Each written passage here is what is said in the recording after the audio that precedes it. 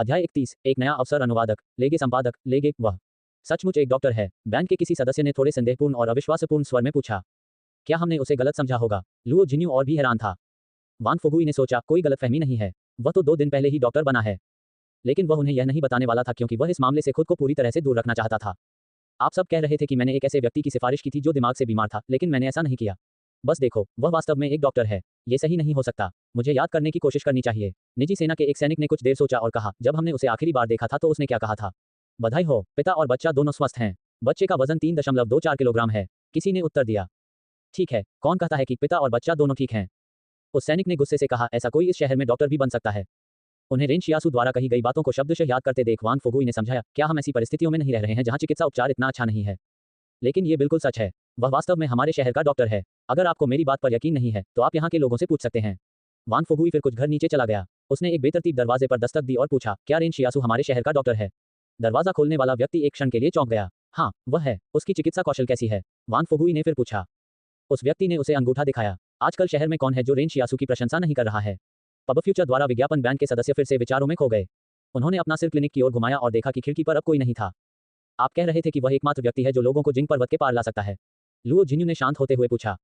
हाँ, वान फुगुई ने इस पर कुछ सोचा और मुस्कुराते हुए कहा, वास्तव में मैं गारंटी नहीं दे सकता कि वह आपको वहां तक पहुंचा देगा। लेकिन अगर वह भी ऐसा नहीं कर सकता तो इस शहर में कोई और आपको वहां तक नहीं पहुंचा सकता। तुम तो उसकी बहुत तारीफ कर रहे हो। लुओ शिन्यू ने व्यंग्य किया, उसे बताओ कि उसे भर्ती कर लिया गया है। हम आराम करने और समूह को फिर से संगठित करने के बाद फिर से चल पड़ेंगे। मत करो, मुझे इस बारे में बताने का कोई फायदा नहीं है। वान फुगुई ने शर्मीली मुस्कान दी और कहा, यदि आप उसे भर्ती करना चाहते हैं तो आपको बॉस लुओ की अनुमति लेनी होगी। Boss Luo? उसका बॉस लुओ से क्या रिश्ता है? लुओ शिन्यू दंग रह गया। वान फुगुई ने कहा, मुझे सटीक विवरण नहीं पता, लेकिन आप निश्चित रूप से उसे भर्ती नहीं कर सकते और अपनी इच्छानुसार उसका उपयोग नहीं कर सकते। लुओ शिन्यू ने घृणा से नाक से कुड़ी। इस समय गढ़ में वापस रिपोर्ट करने वाले सैनिक खबर लेकर लौटे कि वे अंदर जा सकते हैं। गढ़ की दीवारों के ऊपर तैनात सैनिकों ने धीरे धीरे पोर्टिकुलिस को ऊपर उठाया। बिना एक और शब्द कहे लुओ शिन्यू अपने समूह को वापस गढ़ में ले गई। वान फुगुई ने राहत की सांस लेते हुए अपनी छाती थपथपाई। दरअसल उसे डर था कि वे उससे हिसाब बराबर करने की कोशिश करेंगे। लेकिन सौभाग्य से काली दवा की वजह से उसने बॉस लुओ के साथ अच्छे संबंध बना लिए थे। अगर उसने आज ये नाम नहीं उछाला होता तो शायद उसे कड़ी सजा मिलती, भले ही उसे मरना न पड़ता। वास्तव में वान फुगुई को भी इस बात का भरोसा नहीं था कि बॉस लुओ गढ़ में कितना शक्तिशाली था। लेकिन जब भी वह इस नाम का जिक्र करता तो उसे इस बात का गहरा एहसास होता कि यह कितना उपयोगी था। वान फुगुई क्लिनिक का दरवाजा खटखटाने गया क्योंकि वह रेन शियासु से इस मामले पर चर्चा करना चाहता था। लेकिन बहुत देर तक खटखटाने के बाद भी किसी ने जवाब नहीं दिया। वान फुगुई ने बुदबुदाया, क्या वे मुझसे दुश्मनी रख सकते हैं? अगली सुबह रेन शियासु ने समय पर क्लिनिक खोला और काम के लिए तैयार हो गया। लेकिन जैसे ही उसने दरवाजा खोला उसने देखा कि वान फुगुई चेहरे पर मुस्कान लिए बाहर खड़ा था। रेन शियासु ने झट से कहा, क्या बात है? देखिए, मैंने तब अच्छे इरादों के साथ उनकी सिफारिश की थी। वान फुगुई ने कहा, यह आपके लिए गढ़ में प्रवेश करने का एक मौका है। क्या आप जानते हैं कि यहाँ कितने लोग गढ़ में प्रवेश करना चाहते हैं? हर कोई यही चाहता है। NOVALBN.com पर नवीनतम अध्याय पढ़ें। तुम इस अच्छे अवसर का लाभ क्यों नहीं उठाते? रेन शियासु ने दुखी होकर कहा, मैं तुम्हारे लिए एक नक्शा बनाऊंगा ताकि तुम उन्हें वहां ले जा सको। अगर तुम उन्हें वहां ले जाने में कामयाब हो गए तो तुम गढ़ में प्रवेश पा जाओगे। मैं नहीं जा सकता, वान फुगुई ने झिझकते हुए कहा। मैं तुम्हारे जितना कुशल नहीं हूँ। इसके अलावा अगर मैं गढ़ में घुस गया तो मेरा बेटा क्या करेगा? चूंकि मैं इतना बुरा हो गया हूँ, मैं यहाँ एक पत्नी ढूंढ सकता हूँ, बशर्ते मैं कुछ पैसे खर्च करने को तैयार हूँ। लेकिन अगर मैं गढ़ में घुस गया तो कोई भी मुझमें दिलचस्पी नहीं लेगा। रेन शियासु ने कहा, तुम्हारा बेटा तो हो सकता है, लेकिन मेरे पास लियुवान और बड़ी बहन शियाओयू भी हैं। अगर मैं गढ़ में घुस गया तो उनका क्या होगा? अगर तुमने फिर से उनसे मेरी सिफारिश की तो मैं लियुवान और बड़ी बहन शियाओयू को तुम्हारे घर भेजकर तुमसे चुदवाऊंगा। मैं ये केवल आपकी भलाई के लिए कर रहा हूँ। वान फुगुई ने झल्लाकर कहा, अगर मैं 20 साल छोटा होता तो मैं चला जाता। मेरे भले के लिए, रेन शियासु ने व्यंग्य किया। मैं आपके पूरे परिवार का शुक्रिया अदा करता हूँ। पब फ्यूचर द्वारा विज्ञापन वान फुगुई भी क्रोधित हो गए। मैं आपके 8 पीढ़ियों के पूर्वजों का धन्यवाद करता हूँ। वान फुगुई से आभार प्राप्त हुआ। जोड़ 1। रेन शियासु उलझन में था। उसने मन ही मन महल पर गुस्सा किया, इसे भी कृतज्ञता कैसे माना जा सकता है? तुम इसे ईमानदारी से भी आंक रहे हो। तुम जानबूझकर ऐसा कर रहे हो। रेन शियासु ने कभी नहीं सोचा था कि वह इस तरह से अपना 9वां आभार टोकन प्राप्त कर लेगा। ये बहुत आसान था। हालांकि भले ही रेन शियासु को पता था कि वान फुगुई गढ़ से सेलिब्रिटी के साथ दोस्ती करने की सोच रहा था, उसने वास्तव में अच्छे इरादों से उनकी सिफारिश की थी। लेकिन समस्या ये थी कि रेन शियासु वास्तव में गढ़ में जाना नहीं चाहता था। लेकिन अगर यान लियुवान को अंदर जाने की अनुमति दी जाती तो वह शायद पहले ही इस कार्य को करने के लिए सहमत हो जाता। रेन शियासु ने गंभीरता से कहने से पहले एक पल सोचा, बूढ़े वांग, मैं गंभीर हूँ। मैं लियुवान और बड़ी बहन शियाओयू को छोड़कर खुद गढ़ में नहीं जा सकता। मुझे उनका मार्गदर्शक बनने का सुझाव देना बंद करो। वान फुगुई भी तंग आने लगा था। ठीक है, मैं समझ गया। आप निश्चिंत रहिए कि जब तक बॉस लुओ अपनी अनुमति नहीं देते वे आपको ले जाने में सक्षम नहीं होंगे। इस यात्रा को पूरा होने में 3 महीने से ज्यादा लगेंगे। अगर आप चले गए तो बॉस लुओ को दवा कौन देगा, है ना? ठीक है, जब तक आप समझ रहे हैं कि मैं क्या कह रहा हूँ, रेन शियासु ने कहा। इस समय एक आदमी सड़क से रेन शियासु के पास आया और कहा, डॉक्टर, मुझे परामर्श चाहिए। बहुत हो गई बात, मुझे एक मरीज देखना है। रेन शियासु पलटा और क्लिनिक में वापस चला गया। रेन शियासु मेज के पीछे बैठ गया और उस आदमी से कहा, तुम्हारी चोट कहाँ है? मुझे देखने दो। मुझे चोट नहीं लगी है, मेरे अंकोशों में दर्द है, आदमी ने कहा। उसके ऐसा कहने के बाद नाज शियाओयू जो पास में खड़ी थी शर्म से लाल हो गई। रेन शियाओजू को भी थोड़ा अजीब लगा, इसलिए उसने पेशेवर होने की कोशिश करते हुए पूछा, क्या आपको संभोग के बाद दर्द होता है? वह आदमी हैरान रह गया। चाहे मैं ये काम पूरा करूं या नहीं, दर्द तो वैसे ही रहेगा। रेन शियासु हैरान था। परामर्श के लिए आने वाले नए रोगियों के साथ आखिर क्या हो रहा है? जब उन्होंने उस आदमी को सलाह दी और उसे विदा किया तो उसे एक और आभार का प्रतीक मिला। ठीक है, चाहे उन्हें कोई भी बीमारी हो, ये तब तक ठीक था जब तक वे उसके लिए कुछ आभार अर्जित कर सकें। अब जबकि रेन शियासु ने 10 आभार टोकन अर्जित कर लिए थे, ऐसा लग रहा था कि वह अपने हथियार को अनलॉक करने से ज्यादा दूर नहीं था। रेन शियासु इस समय समूह का मार्गदर्शक नहीं बनना चाहता था। इसका एक कारण यह था कि उसे लगा कि शहर में रहते हुए कृतज्ञता टोकन अर्जित करना अधिक सुविधाजनक होगा। अगर वह बैंड और निजी सेना के साथ जाता तो क्या वे उसके प्रति अपनी कृतज्ञता दिखाते? किसी कारण से रेन शियासु लगातार हथियार पाने के लिए उत्सुक था और यह जानना चाहता था कि यह कैसा दिखता है। चूंकि सच्ची कृतज्ञता पाना बहुत कठिन था, इसलिए हथियार इतना भयानक नहीं होगा, है ना? अध्याय 32 सपने हमेशा वास्तविकता के विपरीत होते हैं। अनुवादक लेगे संपादक लेगे संभवतः बैंड की हालत बहुत खराब थी क्योंकि उन्हें फिर से संगठित होने में काफी समय लगा। वे कई दिनों तक बाहर नहीं आए। उन्होंने कहा कि उनके अनुसार बैंड और निजी सेना को किसी भी कीमत पर जिंग पर्वत की यात्रा करनी ही होगी। अब बस ये बात बाकी थी कि वे वहां कब पहुंचेंगे। जिंग पर्वतों में क्या था? रेन शियासु को हमेशा लगता था कि जिंग पहाड़ों पर जाने की इन लोगों की इच्छा स्ट्रॉन्ग होल्ड 112 में प्रदर्शन करने के निमंत्रण का जवाब देने से कहीं ज्यादा थी। जिंग पर्वत एक विशाल क्षेत्र में फैला हुआ था। अब तक किसी ने वास्तव में पर्वत श्रृंखला के भीतरी क्षेत्रों की खोज नहीं की थी, तो गढ़ के पर्यवेक्षकों को किस तरह की जानकारी मिली? सुबह यान लियुआन अपने नए स्कूल बैग के साथ खुशी खुशी स्कूल गया, जिसे हाल ही में शियाओयू ने सिल दिया था। जब वह स्कूल पहुंचा तो उसे एहसास हुआ कि कुछ दंड है। कमरे में दाखिल होते ही उसके सभी सहपाठी उसे क्यों गायब रहे थे? यान लियुआन ने उन्हें अदृश्य करते हुए अपनी सीट पर बैठ गया। हालांकि सभी छात्र उसके इर्द गिर्द जमा हो गए। एक पुरानी लड़की जो ओल्ड ली की बेटी थी ने यान लियुआन से कहा, लियुआन क्या तुम वापस जा सकती हो और अपने भाई से कह सकती हो कि वह क्लास को देर तक न रोके? ये सही है। वान फुगुई के फू बेटे ने भी शिकायत की, हर दिन क्लास को देर तक रोके रखने से अब किसी के पास खेलने का समय नहीं है। यान लियुआन भाग्य में फंस गया था। उन्होंने मुस्कुराते हुए कहा, अगर मेरी बात उपयोगी होती तो वह पहले ही क्लास को देर तक रोके रखना बंद कर देती। उसकी यह बात सुनकर सब दुखी हो गए। ली युकियान ने टिप्पणी की, ऐसा नहीं है कि मिस्टर झांग आपके भाई को पैसे दे रहे हैं। मैंने सुना है कि आपके परिवार के पास इन दिनों पैसे की कमी नहीं है, तो फिर वह इतनी गंभीर क्यों है? वह पहले से ही स्कूल की कमान संभालने का इरादा रखती है। वह केवल एक स्थानापन्न शिक्षक है, लेकिन इसका मतलब यह नहीं है कि वह हमें बता सकती है कि हमें क्या करना है। ओह! ली युकियान दर्द से चीख। यान लियुआन ने उठकर युकियान के कूल्हों पर लात मारी। किसी को भी उम्मीद नहीं थी कि यान लियुआन इतना गुस्सा होगा।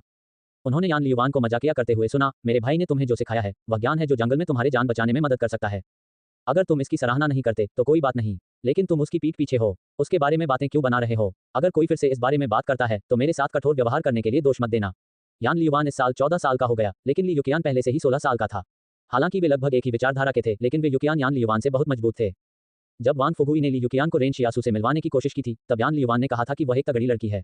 उस समय वह झूठ नहीं बोल रहा था। लेकिन जब दूसरे छात्रों ने इस पल में यान लियुआन को देखा तो ऐसा लगा जैसे वे रेन शियासु का एक छोटा संस्करण देख रहे हों। उन दोनों से जो क्रूरता फूटी वह बिल्कुल एक जैसी थी। हालांकि यान लियुआन अक्सर लोगों से कठोरता से बात करता था, लेकिन उसका रूप रेन शियासु की तुलना में बहुत नर्म और सौम्य था। लेकिन रेन शियासु का जिक्र आते ही उसकी प्रतिक्रिया इतनी तीखी क्यों हो जाती थी? अब जाकर उन्हें एहसास हुआ कि यान लियुआन का एक जंगली पक्ष भी था। ली युकियान ने उठकर वार का जवाब देना चाहा, लेकिन जब उसने यान लियुआन के हाव भाव देखे तो उसने अनिच्छा से यह विचार त्याग दिया। मैंने उसके बारे में कुछ नहीं बनाया, मैं बस सच बता रही थी। यान लियुआन को लगा कि वह फंस गया है। वह स्पष्ट रूप से आखिरी व्यक्ति था जो चाहता था कि रेन शियासु कक्षा को देर तक रोके रखे। स्कूल टीचर मिस्टर झांग अपने हाथ पीछे करके बाहर से अंदर आए। तुम सब एक दूसरे के इर्द गिर्द क्यों भीड़ लगाए बैठे हो? अपनी सीटों पर वापस जाओ और क्लास के लिए तैयार हो जाओ। सभी छात्र जल्दी से अपनी सीटों पर वापस चले गए। हालांकि श्री झांग स्कूल के बाद काफी दयालु और मिलनसार दिखते थे, लेकिन पाठ के दौरान वे किसी और की तुलना में अधिक सख्त थे। वान फुगुई का मूर्ख बेटा वांग दालोंग यान लियुआन के पास बैठ गया। वह यान लियुआन का डेस्कमेट था। वांग दालोंग ने यान लियुआन पर एक नजर डाली। जब उसने देखा कि यान लियुआन अभी भी नाराज है तो उसने असहजता को दूर करने के लिए विषय बदलने की कोशिश की। मैंने कल एक सपना देखा कि मेरे पिता ने मुझे एक सौतेली मां ढूंढी। उसने मेरे साथ बहुत बुरा व्यवहार किया। यान लियुआन ने उसकी ओर देखा। कोई बात नहीं, सपने हमेशा वास्तविकता के विपरीत होते हैं। वांग दालोंग खुशी से झूम उठा। ये सच है। यान लियुआन ने कुछ देर सोचा और फिर कहा, मुझे लगता है कि उसने तुम्हारे लिए एक सौतेला पिता ढूंढ लिया होगा। वांग दालोंग उलझन में था।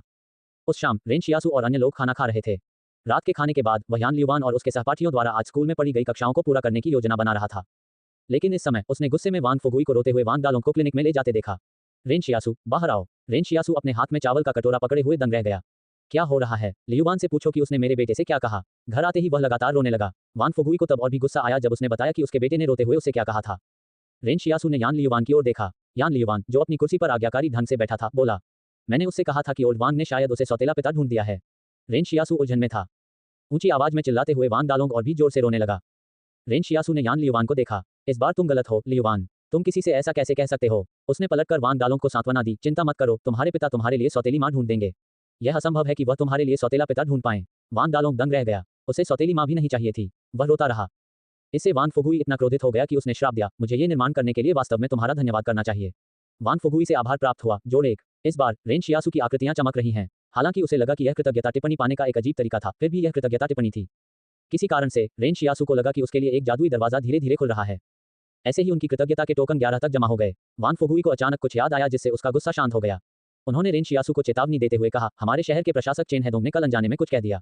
उन्होंने कहा कि दूसरे गढ़ों में कुछ अजीब हो रहा है और गढ़ 113 में भी ऐसा ही हो रहा है। यह क्या है? रेन शियासु ने गंभीर स्वर में पूछा।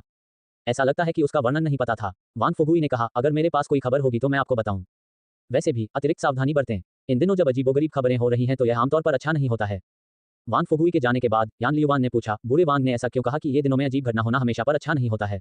रेन शियासु ने इस पर थोड़ा विचार किया और कहा, शायद ऐसा इसलिए है क्योंकि अच्छे की हमारी परिभाषा बहुत सीमित है। हम केवल अच्छी चीजों को अच्छे कहते हैं जो हमारे लिए फायदेमंद होती हैं। क्या हम ऐसी सोच में गलत हैं? यान लियुवान ने पूछा। सच कहूं तो भले ही वह रेन शियासु से ज्यादा स्कूल गया था, लेकिन वह उसके लिए मेहनती नहीं थी। रेन शियासु हमेशा श्री झांग से उधार ली गई पुस्तकें पढ़ते रहते थे, जबकि यान लियुवान आराम से इधर उधर लटकते रहते थे। कभी कभी यान लियुवान सोचता था, चूंकि रेन शियाओजू पहले से ही इतना सक्षम है, तो मुझे इतनी मेहनत करने की क्या जरूरत है? रेन शियासु ने यान लियुवान की ओर देखा और कहा, याद रखें, इस तरह से मिलना गलत नहीं है। जो भी हमारे लिए फायदेमंद है वह अच्छा है। स्वार्थी होने में कुछ भी गलत नहीं है, लेकिन मैं चाहता हूं कि आप एक सीमा तय करें जिसे आप पार नहीं करेंगे और दूसरों के लिए एक ऐसी चीज न हो जिसे आप लंघ सकें। अध्याय 33। आप किसका इंतजार कर रहे हैं? अनुवादक लेगे संपादक लेगे जब भी रेन शियासु यान लियुवान को पति शियाओयू क्षण पास से उन्हें देखा, अचानक उसे यान लियुवान से थोड़ी उम्मीद होने लगी। यदि किसी ने अतीत में उसका मार्गदर्शन किया होता तो संभवतः उसने कई सारे गलत कदम न उठाए होते। भाई, क्या तुम मुझे अब से जीवन के बारे में और अधिक सब कुछ सिखा सकते हो? यान लियुवान ने उत्साह से पूछा। रेन शियासु ने उसे देखा। जब भी मैं ऐसी बातें सिखाता हूं तो क्या तुम हमेशा ऐसा नहीं करते? मैं ऐसी बातें कैसे सिखा सकता हूं? तुम्हारे सपने के घंटे, मैं अगली बार सो नहीं पाऊंगा। यान लियुवान ने जियाओयू को देखा और शर्मिंदगी से हंसा। अचानक किसी ने क्लिनिक के सामने के दरवाजे पर दस्तक दी। रेन शियासु ने मुंह सिकोड़ते हुए पलट कर देखा। आमतौर पर रात होने पर कोई उसे नहीं देखता, क्योंकि शहर में ऐसा करना सुरक्षित नहीं था। आज क्या हो रहा था? क्या ऐसा हो सकता है कि वांग फुगुई वापस क्लिनिक में आ गया हो? रेन शियासु की राय में वांग फुगुई ही शायद एकमात्र व्यक्ति था जो ऐसे समय में उनके घर आया होगा। आखिरकार दोनों घर एक दूसरे के बिल्कुल बगल में थे। यदि कोई इस अवसर का उपयोग फुगुई के विरुद्ध अपराध करने के लिए भी करना चाहता है तो वह अपराध होने से पहले ही क्लिनिक तक पहुंचना होगा। रेन शियासु ने दरवाजा पीते हुए कहा, बूढ़े वांग, सचमुच एक पत्नी नींद आएगी। तुम हर रोज हमारे दरवाजे पर क्यों सोते हो? लेकिन जब दरवाजा खुला तो रेन शियाओजू हैरान रह गया। ये वांग फुगुई नहीं था। रेन शियासु ने इस व्यक्ति को पहचान लिया। यह एक युवा व्यक्ति था जो अक्सर शहर में घूमता रहता था, जिसका नाम झांग बागे था। वह काम नहीं करता था और उसके माता पिता पर निर्भर रहता था जो कारखाने में काम करते थे। रेन शियासु ने पूछा, यह क्या है? पब फ्यूचर द्वारा विज्ञापन। उसने अपनी जांच की और पाया कि उसे कोई चोट नहीं लगी है। यह आदमी इतनी रात को यहाँ क्यों आया? अगर उसे क्लिनिक में ले जाया जाता तो यह आदमी उसके लिए काफी दूर से आया होता। रेन शियासु के पास अब 5.5 की ताकत और 4.1 की दृढ़ता थी और उसे दूसरों के खिलाफ निर्दयी लड़ाई में कई सालों का अनुभव था। झांग बाओगेन जैसे युवा के 10 संस्करण में भी रेन शियासु का मुकाबला नहीं किया जा सकता था। झांग बाओगेन ने तेजी से कहा, डॉक्टर, कृपया मेरी बीमारी पर एक नजर डालें। लेकिन आपको इसे मेरे लिए गुप्त रखना होगा। रेन शियासु ने इस बारे में सोचा और उसे अंदर आने के लिए एक तरफ हट गया। उसे जरा सी घबराहट महसूस होती है। तो बताओ, क्या बीमारी है? बताने में असहजता महसूस मत करो। मैंने जीवन में बहुत कुछ देखा है, इसलिए ऐसी कोई बीमारी नहीं है जो मैंने पहले न देखी हो। कृपया एक क्षण प्रतीक्षा करें। झांग बाओगेन अभी भी रेन शियासु के प्रति काफी विनम्र था। शहर में कई ऐसे युवा थे जो अपने माता पिता पर निर्भर रहते थे, जैसे झांसा देंगे, जो चोरी, जबरदस्ती पैसे और व्याभिचार करने के लिए साथ आते थे। शहर में कोई भी उन्हें बिना किसी कारण के भड़काने के लिए तैयार नहीं था। हालांकि झांग बाओगेन भी मूर्ख नहीं था। वह जानता था कि रेन शियासु को नाराज नहीं करना चाहिए। वास्तव में किसी ने भी रेन शियासु को भड़काने की हिम्मत नहीं की थी। हालांकि ऐसा लग रहा था कि रेन शियासु भी इन युवाओं के समूह के समान ही था, लेकिन शहर के लोग अच्छी तरह जानते थे कि झांग बाओगेन और अन्य लोगों को नाराज करने का मतलब बस उनसे थोड़ा बहुत प्रतिशोध सहना था। इसे सहना मुश्किल नहीं था और यह ज्यादा से ज्यादा एक मामूली बात होगी। लेकिन अगर उन्होंने रेन शियासु के साथ खिलवाड़ किया होता तो वे मर सकते थे। झांग बाओगेन ने क्लिनिक का दरवाजा बंद कर लिया और फिर मुड़कर पूछा, डॉक्टर, मेरे साथ कुछ अजीब हो रहा है। रेन शियासु ने भौहें सिकोड़ते हुए कहा, यदि आप नपुंसक हैं तो मैं आपका इलाज नहीं कर सकता। ऐसा नहीं है, झांग बाओगेन ने कहा, मैं तुम्हें ये करके दिखाता हूँ। हैरान मत हो जाना। रेन शियासु ये देखने के लिए इंतजार कर रहा था कि क्या होगा। उसने देखा कि झांग बाओगेन ने अपना मुंह खोला और लार का बुलबुला उड़ाया। रेन शियासु ने आंखें घुमाई, क्या यही है? लेकिन अगले ही पल झांग बाओगेन के मुंह से निकला बुलबुला फूट गया। रेन शियासु को लगा कि उसमें से एक शक्ति का विस्फोट हुआ है जो उसे पीछे की ओर धकेल रहा है। ये बहुत अधिक शक्तिशाली तो नहीं था, लेकिन यह निश्चित रूप से ऐसा कुछ नहीं था जो आपका साधारण लार का बुलबुला कर सकता था। डॉक्टर, डॉक्टर, आप क्या कर रहे हैं? झांग बाओगेन ने अनिश्चितता से रेन शियासु को देखा। पब फ्यूचर द्वारा विज्ञापन, मैं बस ये देखने आया हूँ कि तुम्हारी लार मुझ पर तो नहीं गिर गई। अपने कपड़े ठीक करने के बाद रेन शियासु ने पूछा, तुम्हें ऐसी शक्ति कब मिली? यह कोई बीमारी नहीं है, इसलिए मैं इसका इलाज नहीं कर सकता। लेकिन मेरे माता पिता ने कहा कि मैं बीमार हूं और मेरे सिर में कुछ गड़बड़ है, झांग बाओगेन ने समझाया। अगर मैं तुमसे मिलने नहीं आता तो वे सहज महसूस नहीं करते। मेरे माता पिता तुमसे बहुत प्यार करते हैं। रेन शियासु को लगा कि यह बात थोड़ी अजीब लग रही है, लेकिन उसने कुछ देर सोचने के बाद कहा, तुम्हारी बीमारी मुझे कोई बीमारी नहीं लगती। तुमने आजकल कुछ लोगों के पास अजीबोगरीब शक्तियों के बारे में सुना होगा। रेन शियासु झूठ नहीं बोल रहा था। एक बार की बात है, इस दुनिया में किसी के पास एक ऐसी महाशक्ति थी जो पतली हवा से ट्रेन खींच सकती थी। नगरवासी उत्साह के साथ इस कहानी को साझा करते थे तथा इसका विस्तृत वर्णन करते थे। लेकिन जब उनके साथ ऐसा हुआ तो उन्होंने इसे बीमारी क्यों करार दिया? जब झांग बाओगेन ने रेन शियासु को यह कहते सुना कि वह बीमार नहीं है तो उसने खुशी से उसका शुक्रिया अदा किया। धन्यवाद डॉक्टर, मैं अभी वापस जाऊंगा और अपने माता पिता को इसके बारे में बताऊंगा। झांग बाओगेन से आभार प्राप्त हुआ। जोड़ 1। फिर झांग बाओगेन पलटा और चला गया। रेन शियासू ने मन ही मन सोचा कि यह बच्चा अभी भी काफी विनम्र व्यक्ति है। हालांकि रेन शियासू को झांग बाओगेन जैसे युवा पसंद नहीं थे। आखिरकार अगर आप इस युग में कड़ी मेहनत नहीं करते तो आप जीवित नहीं रह सकते। इन युवाओं के लिए बिना कुछ किए जीवन इतना आसान था क्योंकि उनके माता पिता अभी भी आसपास थे। सभी माता पिता अपने बच्चों के बारे में चिंतित रहते हैं, लेकिन कुछ माता पिता अपने बच्चों को अच्छी जिंदगी देने के लिए अपनी जिंदगी का सब कुछ त्यागने को तैयार थे। अगली सुबह वान फुगुई पैट्स क्लिनिक में चले गए। उसने रेन शियासू को एक तरफ खींचा और फुसफुसाया, मेरे पास खबर है। चेन हेदोंग को अभी पता चला कि क्या हुआ था। ऐसा लगता है कि किसी दूसरे गढ़ में किसी ने अचानक अपने गढ़ के ओवरसियर पर महाशक्ति से हमला कर दिया। वे अब अन्य सभी गधों में अलौकिक प्राणियों के अस्तित्व की जांच कर रहे हैं। तो ऐसे लोग वास्तव में मौजूद हैं? क्या ऐसा है? रेन शियासू ने आश्चर्य से पूछा, तो क्या हमारे आसपास भी अलौकिक प्राणी हो सकते हैं? कौन जानता है, वान फुगुई ने हंसते हुए कहा। इसका हमें कोई लेना देना नहीं है। ये सच है। रेन शियासू भी उसके साथ हंसा। हालांकि वह पिछली रात जो हुआ उसके बारे में सोच रहा था। उसे आश्चर्य हुआ कि झांग बागों ने इसके बारे में किसी और को बताया होगा। वान फुगुई जैसा मानने वाला व्यक्ति आसपास होना अच्छी बात थी। ये व्यक्ति गढ़ के लोगों के करीब था, इसलिए वह शहर के अधिक लोगों की तुलना में किसी भी खबर के बारे में तेजी से पता लगा सकता था। यह कोई आश्चर्य की बात नहीं थी कि वान फुगुई शहर के अधिक लोगों से बेहतर जीवन जी सकता था। उसके लिए यह शायद सबसे अच्छी बात थी जो उसके पास थी। अचानक वान फुगुई ने हंसते हुए पूछा, ज़ियाओज़ू, अगर मेरे पास कोई महाशक्ति होती तो क्या मेरे लिए पत्नी जुटाना आसान होता? आप इसके बारे में भूल सकते हैं। रेन शियासू ने चिढ़ाते हुए कहा, आप अभी भी इसके बारे में सोच रहे हैं जबकि आपका मूर्ख बेटा इस पर इतना रो रहा है। बकवास, मेरा बेटा मूर्ख नहीं है, वान फुगुई ने दुखी होकर कहा। वह मेरे व्यवसाय में अपनी नाक नहीं घुसा सकता। इसके अलावा मैं केवल इसे सामने ला रहा था। एक बार मेरे पास भी एक महाशक्ति होगी। सबसे बड़े नेवल्स N012 को पर प्रकाशित होते हैं। अगर आपके पास कोई होता है तो क्या आपके पास पहले से ही एक नहीं होता? आप किसका इंतजार कर रहे हैं? रेन शियासू ने बीच में टोकते हुए कहा। वान फुगुई कोई अध्याय 34, दूसरों का दुर्भाग्य अनुवादक, लेगे संपादक, लेगे, मेरे ऐसा कहने पर बुरा मत मानना, बूढ़े वांग, लेकिन तुम हमेशा दूसरी पत्नी खोजने के बारे में क्यों सोचते रहते हो? रेन शियासू समझ नहीं पाया। हमारे शहर में महिलाओं की कोई कमी नहीं है ना? मुझे यकीन है कि उनमें से कई तुम्हारे साथ रहने में कोई आपत्ति नहीं करेंगी जब तक कि तुम ये सुनिश्चित कर सको कि वे भूखी नहीं रहेंगी। रेन शियासू के लिए ऐसे मामले आम थे। पुरुष भी ऐसे ही थे, महिलाएं तो बहुत कम। अतीत में कई महिलाओं ने खुद को रेन शियासू के सामने फेंक दिया था ताकि वे इन कठिन समय में जीवित रह सकें। कुछ पुरुषों ने भी ऐसा किया, जिसके बारे में पता चलने पर यान लियुवान को उबकाई आ गई। यही कारण था कि यान लियुवान शुरू में शियाओ यू से इतना सावधान था। कभी कभी श्री झांग के स्कूल में पाई जाने वाली कल्पना से भी अधिक वास्तविकता विचित्र होती थी। वान फुगुई ने अपने चिकने मध्यम लंबाई के बालों को हिलाया और गर्व से कहा, क्या मैं उन अनैतिक महिलाओं को चाहूंगा? मेरी स्थिति के अनुसार मुझे कम से कम शादी करने के लिए एक उचित महिला की तलाश करनी चाहिए, है ना? हाँ हाँ, आप हमारे शहर के एस्क्वायर हैं। रेन शियासू ने उसकी परोक्ष प्रशंसा की। इस समय दो महिलाएं क्लिनिक के पास से गुजरी। वान फुगुई की आंखें चमक उठीं। तुम उन दोनों के बारे में क्या सोचते हो? रेन शियासू ने उनकी जांच की। उनमें से एक वाकई बहुत अच्छी दिखती है, लेकिन उसका फिगर थोड़ा खराब है। दूसरी उतनी सुंदर नहीं है, लेकिन उसका फिगर अच्छा है। तो फिर अगर मैं पूछूं तो उन दो लड़कियों का आपसे क्या लेना देना है? इन शब्दों ने वान फुगुई को गुस्से से भर दिया। वह इतना क्रोधित था कि वह पलटा और अपने ग्राहकों से मिलने के लिए किराने की दुकान पर वापस जाने के लिए तैयार हो गया। हालांकि घटनाओं का एक आश्चर्यजनक मोड़ हुआ। उन्होंने देखा कि गढ़ का पोर्टिकुलिस धीरे धीरे ऊपर उठ रहा था। स्टील, लकड़ी और रस्सी के आपस में रगड़ने की आवाज से लोग सिहर उठे। घना मोटा पोर्टिकुलिस धीरे धीरे ऊपर उठ रहा था। इसके वजन से लोगों की सांस फूल रही थी। चेन हेदोंग सैनिकों के एक समूह के साथ गढ़ से बाहर आया। इस बार निजी सैनिकों का नेतृत्व करने वाला अधिकारी वान कांगयांग नहीं था, जिसके साथ रेन शियासू पहले भी निपट चुका था। यह एक नया चेहरा था जिसे पहले कभी शहर में नहीं देखा गया था। पब फ्यूचर द्वारा विज्ञापन वान कांगयांग कहाँ था? क्या उसे बॉस लुओ ने सजा दी? अब वे क्या करने जा रहे हैं? रेन शियासू ने सोचा। मुझे नहीं पता। वान फुगुई के चेहरे पर एक खाली भाव था। उसने रेन शियासू को झटक दिया और चेन हेदोंग की ओर बढ़ गया। दूरी के कारण रेन शियासू सुन नहीं पाया कि वे किस बारे में बात कर रहे थे। फिर उन्होंने गढ़ 113 के निजी सैनिकों को शहर की ओर भागते देखा। थोड़ी देर बाद वे एक आदमी को बंदी बनाकर वापस लौटे। वह आदमी पागलों की तरह चिल्लाया, तुम मुझे क्यों गिरफ्तार कर रहे हो? मुझे छोड़ दो। रेन शियासू चुपचाप देखता रहा। गिरफ्तार हुआ आदमी झांग बाओगेन निकला, वही व्यक्ति जो कल रात उसे ढूंढने आया था। जब वान फुगुई ने निजी सैनिकों को इस तरह लोगों को गिरफ्तार करते देखा तो उसने तुरंत उन्हें रोक दिया। मेरे प्यारे अधिकारियों, यहाँ क्या हो रहा है? हालांकि यह आदमी थोड़ा शरारती हो सकता है, लेकिन उसने कोई बड़ा अपराध नहीं किया है ना? चले जाओ, निजी सेना के अधिकारी ने व्यंग्य किया। अंधेरे और बेरहम आग्नेयास्त्रों का सामना करते हुए वान फुगुई केवल पीछे हट सकता था, अन्यथा वे उस पर गोली चला सकते थे। वान फुगुई ने शहर के प्रशासक चेन हेडोंग से फिर से लंबी बातचीत की। अंत में झांग बाओगेन को गढ़ में लाया गया। जब घने और भारी पोर्टिकुलिस ने एक बार फिर दोनों दुनियाओं को अलग कर दिया तो चीखने की आवाज फिर से गूंज उठी। रेन शियासू वान फुगुई के पास गए और पूछा, क्या स्थिति है? उसे यह स्पष्ट करना पड़ा क्योंकि वह जानता था कि झांग बाओगेन को उसकी महाशक्ति के कारण गिरफ्तार करके गढ़ में लाया गया होगा। इसके अलावा उसके और यान लियुवान दोनों के पास भी ऐसी शक्ति थी। नए नॉवेल्स के लिए नो वी 3 पाउंड्स एनकॉम पर जाएं। वान फुगुई ने आह भरते हुए कहा, यह खत्म हो गया, वह बच्चा खत्म हो गया। आप क्यों कहते हो कि? चेन हेडोंग ने कहा कि उस आदमी ने कल अपने एक बदमाश दोस्त को अपनी महाशक्ति दिखाई। उस बदमाश ने उसे जल्द से जल्द धोखा दे दिया। सभी गढ़ अभी इन अलौकिक प्राणियों को हटा रहे हैं। अगर किसी अलौकिक प्राणी द्वारा गढ़ के ओवरसियर पर हमला करने की कोई घटना नहीं होती तो इसे संभालना आसान हो सकता था, लेकिन अब वे ऐसे लोग बन गए हैं जिनसे ओवरसियर सबसे ज्यादा डरते हैं। अगर आप किसी से डरते हैं तो आप क्या करेंगे? उन्हें मार डालो। रेन शियासू ने शांति और दृढ़ता से उत्तर दिया। पब फ्यूचर द्वारा विज्ञापन देखिए, यहीं पर गढ़ के पर्यवेक्षक आपसे अलग हैं। वान फुगुई ने भौहें सिकोड़ते हुए कहा, जब उन्हें इस खतरे का एहसास हुआ तो सबसे पहले उन्होंने उन्हें मारने के बारे में नहीं सोचा, बल्कि उन्हें बेहतर तरीके से समझने के बारे में सोचा। चेन हेदोंग ने बताया कि गढ़ में एक आंगन और इमारत को अस्थायी रूप से मनोरोग अस्पताल बनाने के लिए खाली कर दिया गया है।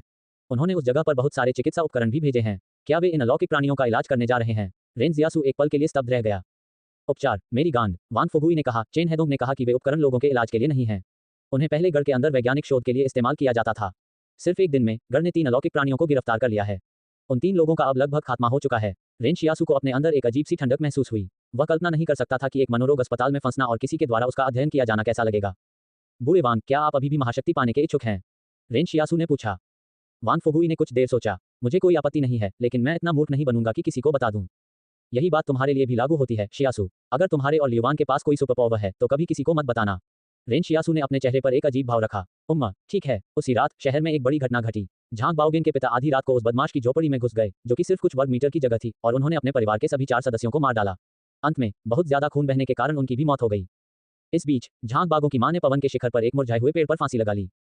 झांग बागेंगे अपने परिवार में इकलौता बच्चा था और उसके माता पिता ने उसे जीवन भर लाड़ प्यार दिया। उसे काम भी नहीं करना पड़ा क्योंकि उसके माता पिता उसकी देखभाल करते थे। अब जब वह चली गई तो उसके माता पिता के पास जीने का कोई कारण नहीं बचा। शहर में कुछ लोगों ने उनके साथ सहानुभूति जताई, जबकि अन्य ने मन ही मन उनका मजाक उड़ाया। क्या दिख रहा है? अगर आपके पास कोई महाशक्ति है तो क्या हुआ? और झांग बागेंगे के पिता, अगर उनमें सच्ची हिम्मत होती है तो वे सीधे गढ़ में घुस जाते। इस समय रेन शियासु को झांग बाओगेन के चेहरे पर वह भाव आया जब वह लार का बुलबुला उड़ा रहा था। क्या भयानक युग था। ऐसा प्रतीत होता है कि गढ़ में उच्च और शक्तिशाली अभिजात वर्ग के पास के लोगों के जीवन और मृत्यु को नियंत्रित करने की शक्ति थी, लेकिन रेन शियासु को लगा कि यह किसी दिन बदल जाएगा। एकमात्र बात यह थी कि कोई नहीं जानता था कि यह दिन कब आएगा। शहर में लोगों का एक समूह इकट्ठा हुआ था, उस मृत मुरझाए हुए पेड़ों को देख रहा था जहां झांग बागों की मां ने खुद को फांसी लगा ली थी। रेन शियासु ने देखा कि स्कूल से मिस्टर झांग भी वहां मौजूद थे। झांग जिंगलिन ने अपने बगल में खड़े कुछ लोगों की ओर देखा और कहा, क्या मैंने तुम्हें सभी स्कूलों में रबड़ने का बनना सिखाया है? दूसरों के दुर्भाग्य पर खुश मत होइए, कहीं ऐसा न हो कि उनका दुर्भाग्य तुम्हारा भी हो जाए। जब उसने ऐसा कहा तो झांग जिंगलिन के अगले चरण में कई युवा और मजबूत पुरुषों ने शर्म से नीचे देखा। झांग जिंगलिन ने जोर देकर कहा, दोनों को एक ही स्थान पर दफनाने में मदद करें। गुरुजी, हमें अब फैक्ट्री में काम पर जाना है, कुछ मजबूत युवकों ने झिझकते हुए कहा। वान फुगुई ने कहा, आप बिना पैसे के काम नहीं करेंगे। मैं उनके अंतिम संस्कार के लिए 800 युआन खर्च करूंगा। हाँ, बलवान पुरुष ने उत्तर दिया, हम तुरंत वहां पहुंच जाएंगे। आभार टोकन की अधिकतम सीमा तक पहुंचना। एड्स बाय पब फ्यूचर अध्याय 35, कृतज्ञता टोकन का अधिकतम उपयोग। अनुवादक, लेगे संपादक, लेगे झांग बाओगेन से जुड़ी समस्याओं के कारण शहर का माहौल उदास हो गया था। हालांकि सभी लोग गढ़ के शासन में रहने के आदी थे, लेकिन जब उन्हें एहसास हुआ कि उनके जीवन का अधिकार उनके नियंत्रण में नहीं है, तो वे उदास हो गए। रेन शियासु के दिमाग में सारा दिन कुछ चलता रहा। वान फुगुई ने जो कुछ उसे बताया था, उसके आधार पर झांग बाओगेन का काम लगभग उसी समय पूरा हो गया था, जब उसे पकड़ लिया गया और मनोरोग अस्पताल भेज दिया गया। गढ़ के लोगों ने जब उस पर गहन शोध किया तो उसे बहुत कष्ट हुआ होगा, भले ही वह मरता नहीं। सबसे महत्वपूर्ण बात यह है कि इस दिन के बाद से झांग बाओगेन ने अपनी आजादी खो दी थी। जहां तक रेन शियासु का सवाल है, उसका रहस्य झांग बाओगेन के रहस्य से कहीं अधिक बड़ा था। उसने अपने मन महल की कई विशेषताओं को अनलॉक कर लिया था, लेकिन अभी भी कई अन्य विशेषताएं बाकी थी जिन्हें रेन शियासु को तलाशना था। यहां तक कि रेन शियासु को भी नहीं पता था कि महल का अंदरूनी हिस्सा कितना गहरा था और यह उसे आखिरकार किस स्तर तक ले जाएगा। यदि उसका रहस्य उजागर हो जाए तो इसमें कोई आश्चर्य नहीं होगा यदि लोग उसे घर से ले जाएं और उसका दिमाग निकालकर टुकड़े टुकड़े कर दें। रेन शियासु पहले स्कूल गया था और उसने यान लियुवान को पाया। उसने उसे गंभीरता से निर्देश दिया कि वह अपना रहस्य किसी को न बताए और उसे बताया कि यह उनके जीवन और मृत्यु से संबंधित है। दोनों भाइयों में अभी तक गढ़ पर कब्जा करने की क्षमता नहीं थी। गढ़ के अंदर और बाहर फैक्ट्री की चिमनियों से सफेद धुएं की मोटी और लगातार धाराएं आसमान में फैल रही थीं। गढ़ में लगी घड़ी अभी भी समय पर बज रही थी। ऐसा लग रहा था जैसे कुछ हुआ ही ना हो। आज श्री झांग थोड़े उदास लग रहे थे। कभी कभी जब वे अपना पाठ पढ़ा रहे होते थे तो उनका मन भटक जाता था। जब भी उनके छात्र उन्हें याद दिलाते कि वे अपना ध्यान खो रहे हैं तो वे झुककर उनसे माफी मांगते थे। अंत में श्री झांग ने कहा, छात्रों, मुझे खेद है। कुछ व्यक्तिगत समस्याओं के कारण मैं आज ठीक से पढ़ा नहीं पाऊंगा। कक्षा, आप सब खुद ही पढ़ाई करें। आज हमारी कोई और कक्षा नहीं होगी। रेन शियासु सीधे क्लिनिक नहीं गया। वह स्कूल जैसी शांत जगह पर खुद को शांत करना चाहता था और यान लियुवान, शियाओयू और उसके भविष्य के बारे में सोचना चाहता था। पब फ्यूचर द्वारा विज्ञापन दोपहर में जब रेन शियासु ने पाठ संभाला तो उन्होंने भी कुछ नया नहीं पढ़ाया। सच कहूं तो आज उनका मन बिल्कुल भी नहीं था। जब स्कूल खत्म हुआ तो रेन शियासु ने आश्चर्यजनक रूप से क्लास को देर तक नहीं रुकने दिया। वह केवल यान लियुवान को जल्दी घर पहुंचाने के बारे में चिंतित था। रेन शियासु ने कहा, कक्षा समाप्त। मैं आज आप सभी को अन्य चीजों के बारे में नहीं पढ़ाऊंगा। सभी खड़े हो जाओ, क्लास मॉनिटर ने कहा। धन्यवाद शिक्षक। ली युकियान से आभार प्राप्त हुआ, जोड़ 1। वान डालोंग से आभार प्राप्त हुआ, जोड़ 1। आभार प्राप्त हुआ। रेन शियासु ये देखकर दंग रह गया। पूरी कक्षा में केवल 24 छात्र थे, लेकिन जब उसने कक्षा समाप्त की तो उसने 23 आभार टोकन सिक्के प्राप्त कर लिए। यान लियुवान एकमात्र ऐसा व्यक्ति था जिससे उसे आभार का टोकन नहीं मिला। यान लियुवान ने यह भी देखा था कि रेन शियासु आज थोड़ा विचलित था, इसलिए वह स्कूल के बाद खेलने के लिए बाहर जाने के बारे में सोचने के बजाय अपने भाई के साथ क्या हो रहा है इस बारे में अधिक चिंतित था। रेन शियासु ने उन छोटे बच्चों को घूर कर देखा जब वे भाग गए और बिना किसी निशान के गायब हो गए। तो क्या उन्हें आखिरकार उसकी शिक्षाएं पसंद नहीं आईं? तुम सब लोग सावधान रहो, मेरी शिक्षा में ऐसी क्या बुराई है। ये बहुत ही रोचक दिन था। रेन शियासु ने सिर्फ 12 आभार टोकन अर्जित करने के लिए लगभग 2 हफ्ते तक कड़ी मेहनत की थी, लेकिन आज सिर्फ एक दिन में ही वह 23 आभार टोकन हासिल करने में कामयाब हो गया। उसके आभार टोकन की कुल संख्या 35 तक पहुंच गई थी। ऐसा लग रहा था कि वह हथियार को अनलॉक करने के एक और कदम करीब आ गया था। रेन शियासु ने ध्यान से पक्ष विपक्ष तौलने के बाद फैसला किया कि अगर उन्हें उसका व्याख्यान पसंद नहीं आया तो ऐसा ही रहने दें। ये तब तक काफी अच्छा था जब तक वे उसे कृतज्ञता के टोकन अर्जित करने देते। अगले दिन की कक्षाओं के लिए रेन शियासु क्लिनिक में मरीजों को देखने के बजाय सीधे स्कूल चला गया। उसे समझ में आ गया कि उसे क्या करना है। क्लिनिक खोलने का उसका क्या कारण था? क्या ये पैसा कमाने के लिए था? ऐसा बिल्कुल नहीं था। अब जबकि उसे शीघ्रता से आभार टोकन अर्जित करने का तरीका मिल गया था तो वह कैसे चूक सकता था? स्कूल शिक्षक श्री झांग जिंगलिन ने अपना पाठ पूरा भी नहीं किया था कि उन्होंने देखा कि रेन शियासु पहले से ही कक्षा के बाहर खड़ा था। छात्रों ने झांग जिंगलिन की निगाहों का अनुसरण करते हुए रेन शियासु की ओर देखा। किसी कारण से जब उन्होंने उसे देखा तो उनकी रीढ़ में से हरन दौड़ गई। पब फ्यूचर द्वारा विज्ञापन। आज रेन शियासु ने जंगल में जीवित रहने के अपने सामान्य पाठ नहीं पढ़ाए। इसके बजाय उन्होंने उन्हें सिखाया कि लड़ाई के दौरान किसी दूसरे व्यक्ति को घातक प्रहार कहां करना है या प्रतिद्वंद्वी को तुरंत अपने मोटर कार्यों पर नियंत्रण कैसे खोना है। रेन शियासु ने खुद इस क्षेत्र में वास्तव में कोई संबंधित प्रशिक्षण प्राप्त नहीं किया था और शहर में ऐसी कोई जगह भी नहीं थी जहां वह ऐसा कुछ सीख सके। इसलिए वह जो कुछ भी सिखा रहा था वह दूसरों के साथ निर्मम लड़ाई में शामिल होने के अपने वर्षों के अनुभव से इकट्ठा किया गया था। झांग जिंगलिन ने जब रेन शियासु को दूसरों से लड़ने का तरीका सिखाते सुना तो उनकी भौहें तन गईं। उन्हें छात्रों को ऐसी चीजें सिखाना पसंद नहीं था और वे आमतौर पर उन्हें प्रकृति से लड़ने के तरीके सिखाते थे।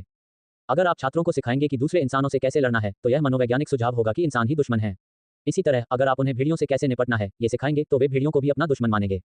दिल से झांग जिंगलिन ने कभी नहीं सोचा था कि उसके छात्र हिंसक चरमपंथी बनेंगे, लेकिन किसी कारण से जब उसने झांग बाओगेन की घटना के बारे में सोचा तो वह खुद को रोक नहीं सका और आहें भरने लगा। अंत में उसने रेन शियासु की शिक्षा में हस्तक्षेप नहीं किया। रेन शियासु ने व्याख्यान पीठ से विद्यार्थियों से कहा, मनुष्य के सबसे कामजोर अंग कौन से हैं? अगर मुझे उन्हें सूचीबद्ध करना हो तो मैं उन्हें महत्व के क्रम में सूचीबद्ध करूंगा। आइए सबसे पहले उस अंग से शुरू करें जिसे ज्यादातर लोग जानते हैं, गर्दन। वास्तव में जब आप किसी से लड़ रहे होते हैं तो इस क्षेत्र पर दबाव डालना विशेष रूप से आसान नहीं होता है। ऐसा इसलिए है क्योंकि व्यक्ति संवेदनशील रूप से इसे सबसे अधिक सुरक्षित बनाता है। पूरी गर्दन और श्वासनली हड्डियों और उपास्थि के लगभग 20 संक्रामक छल्लों से बनी होती है। उनमें से किसी एक पर हमला करके आप तुरंत अपने दुश्मनों की लड़ाई की इच्छा को खत्म कर सकते हैं। टूटी हुई हड्डियां ऑक्सीजन की आपूर्ति को तुरंत अवरुद्ध कर देंगी जिससे वे दम घुटने से मर जाएंगे। कक्षा में सन्नाटा था। रेन शियासु ने सभी की ओर देखा। क्या कोई सवाल है? वान दालोंग ने ईमानदारी से पूछा, आपको कैसे पता चलता है कि गर्दन में उपास्थि के लगभग 20 संवेदनशील छल्ले हैं? स्कूल में कोई प्रासंगिक पुस्तकें नहीं थी और शहर में भी इस विषय में कोई विशेषज्ञ नहीं था। अगर रेन शियासु ने पहले खुद उन्हें नहीं जाना होता तो वह ऐसी बात कैसे जान सकती थी? लेकिन रेन शियासु ने उन्हें कैसे कहा? उसने किसकी उपस्थिति गिन ली? ये सभी को थोड़ी घबराहट हुई। रेन शियासु ने इस सवाल का जवाब नहीं दिया। उसने आकाश की ओर देखा जब गढ़ की घड़ी बजने लगी और पता चला कि शाम के 4 बज चुके हैं। रेन शियासु ने सभी से खुशी से कहा, कक्षा समाप्त। सभी वृद्धि। धन्यवाद शिक्षक। वान दालोंग से आभार प्राप्त हुआ। जोड़ 1 आधार प्राप्त हुआ। रेन शियासु को अचानक यह एहसास हुआ कि कृतज्ञता की संख्या गलत थी तो वह भौंचक्का रह गया। क्या उसे 20 से अधिक कृतज्ञता बक्से की वृद्धि नहीं दिखनी चाहिए थी? केवल 9 टांके ही क्यों थे? इन छोटे छोटे बदमाशों को उसकी आदत हो गई थी कि वह इतनी जल्दी क्लास को देर तक रोक नहीं पाती। अब वे उसे कोई सच्चा आभार भी नहीं देते। मुझे डर है कि आप सभी ने अभी तक समाज की कठोर वास्तविकताओं का सामना नहीं किया है। नए नॉवेल्स के लिए नो वी 3 पाउंड्स एनकॉम पर जाएं। जैसे ही छात्र कक्षा से बाहर निकलने वाले थे उन्होंने अपने पीछे से रेन शियासु की डूबने की आवाज सुनी। सब लोग अभी वापस आ जाओ। आज मैं तुम्हें सबको सिखाऊंगा कि मैंने कैसे पढ़ाई की कार्टिलेज के कितने चरण होते हैं। वान दालोंग और ली युकियान अवाक रह गए। पूरी क्लास का भी यही हाल था। अध्याय 36 माता पिता अपने बच्चों को मरते हुए देखते हैं। अनुवादक लेगे संपादक लेगे। चूंकि रेन शियासु ने स्पष्ट रूप से उन्हें वापस आने के लिए कहा था तो क्या छात्र उनकी अवज्ञा करने का साहस कर सकते थे? छात्र घर जाकर अपने माता पिता से रेन शियासु की हरकतों की शिकायत कर चुके थे लेकिन उनके माता पिता की प्रतिक्रियाएं एक जैसी थीं।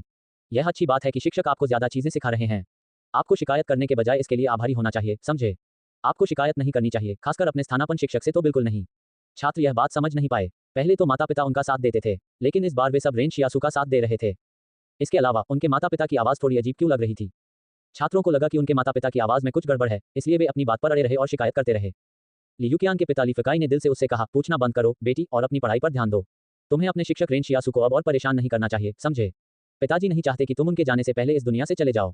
ली युकियान नाम की एक मजबूत लड़की ने जब ये सुना तो वह चौंक गई। उसके पिता का क्या मतलब था जब उसने कहा कि पिताजी नहीं चाहते कि तुम उनसे पहले इस दुनिया से चली जाओ? इसलिए अब छात्र रेन शियासु के सामने असाधारण रूप से अच्छा व्यवहार करने लगे। जैसे ही उसने उन्हें वापस बुलाया सभी छात्र डरे हुए बच्चों की तरह अपनी सीटों पर वापस भागे। जब उन्होंने दोबारा पढ़ाना शुरू किया तो वे अंधेरा होने तक व्याख्यान देते रहे। जैसे जैसे आसमान में अंधेरा छाने लगा छात्र रेन शियासु को घूरते रहे क्योंकि वह अपने पढ़ाने के काम में और भी ज्यादा जोर से लग रहा था। आखिरकार ली युकियान अब इसे बर्दाश्त नहीं कर सकी। उसने विनम्रतापूर्वक कहा, गुरुजी अंधेरा हो रहा है, अगर हम अभी घर नहीं गए तो ये हमारे लिए सुरक्षित नहीं होगा। जब छात्र पहले भी कुछ ऐसा ही कहते थे तो रेन शियासु तुरंत क्लास से चले जाते थे। इसलिए जब ली युकियान ने यह कहना समाप्त किया तो सभी छात्र उत्सुकता से रेन शियासु की ओर देखने लगे।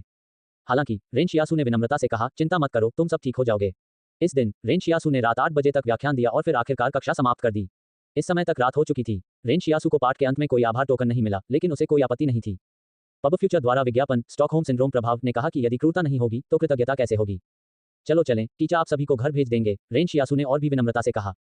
छात्रों ने एक दूसरे की ओर देखा। उन्हें अचानक लगा कि स्थानापन्न शिक्षक रेन शियासु के पास कोई असाधारण कौशल है। अतीत में रेन शियासु निश्चित रूप से छात्रों को आकाश के अंधेरा होने से पहले घर लौटने देते थे क्योंकि इससे अधिक देर से घर लौटना सुरक्षित नहीं होता था। लेकिन इस बार रेन शियासु को समय बर्बाद करने में कोई समस्या नहीं थी, बशर्ते कि छात्र कुछ उपयोगी सीख सकें। उन्हें समझना था कि समाज कितना क्रूर हो सकता है। हालांकि आम लोगों के लिए बच्चों के एक बड़े समूह का नेतृत्व करना थोड़ा असुरक्षित हो सकता है, लेकिन रेन शियासु के लिए ऐसा नहीं था। वह शहर के औसत वयस्कों से लगभग 2 गुना बलवर था, इसलिए सुरक्षा का मुद्दा नगण्य था। जब तक किसी के पास बंदूक नहीं थी, रेन शियासु को किसी बात का डर नहीं था। रेन शियासु ने व्यक्तिगत रूप से छात्रों को एक-एक करके अपने माता-पिता को सौंप दिया, उनके स्कूल से दूरी के अनुसार। जब कुछ पड़ोसियों ने देखा कि रेन शियासु छात्रों को ज्ञान देने में कोई कसर नहीं छोड़ रहे हैं और यहां तक कि उनकी सुरक्षा के लिए उन्हें व्यक्तिगत रूप से घर भेज रहे हैं, तो उन्हें लगा कि वह एक महान शिक्षक हैं। माता-पिता को यह पता नहीं था कि रेनु शियासु ऐसा क्यों कर रहा था और वे उसे एक दयालु और उदार व्यक्ति मानते थे। इस प्रकार छात्रों को घर भेजने के लिए इस कार्य ने रेन शियासु को माता-पिता से 6 आभार व्यक्त करवाए। रेन शियासु को लगा कि वह पहले पूरी तरह से पहल नहीं की थी। लोगों को ठीक करने और उनकी जान बचाने के लिए इतनी मेहनत करने के बाद उन्हें केवल 12 कृतज्ञता टिप्पणियां मिली। लेकिन जब से उसने अपनी मानसिकता और काम करने के तरीके को बदला है, उसकी कृतज्ञता टिप 50% हो गई है। और इसकी एकमात्र कीमत यह थी कि यान लियुआन ने पूरी रात उससे बात करने से इनकार कर दिया। सच तो यह है कि दिन के समय की कुल अवधि केवल 5 घंटे की थी। रेन शियासु के स्थानापन्न शिक्षक के रूप में कार्यभार संभालने से पहले छात्रों को कभी उम्मीद नहीं थी कि उत्तरजीविता का पाठ पूरे 5 घंटे तक चलेगा। अगले दिन रेन शियासु स्कूल जाने के लिए बेताब था। हालांकि स्कूल के शिक्षक श्री झांग जिंगलिन सबसे पहले अपनी राय करने वाले थे। उन्होंने रेन शियासु को एक तरफ खींचा और कहा, भविष्य में आपको कक्षा को इतनी देर से समाप्त नहीं करना चाहिए।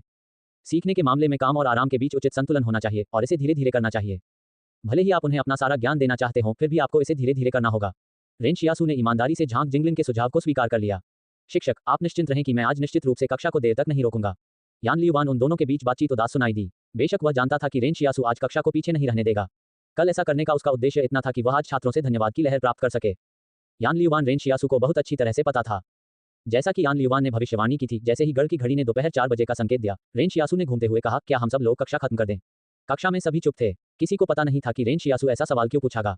अगर वे हाँ में उत्तर देते हैं तो क्या इसका मतलब यह नहीं है कि रेन शियासु में बुरा है? लेकिन अगर वे जवाब नहीं देते तो उन्हें डर था कि रेन शियासु अपनी कक्षा खत्म न करने की इच्छा पूरी कर देगा। पब फ्यूचर द्वारा विज्ञापन, इसलिए उन्होंने अपना मुंह बंद रखा। रेन शियासु ने मुस्कुराते हुए कहा, जब सीखने की बात आती है तो काम और आराम के बीच उचित संतुलन होना चाहिए। मैंने कल सभी को बहुत सारा ज्ञान दिया, इसलिए मैं आज आप सभी को देर तक नहीं दूंगा।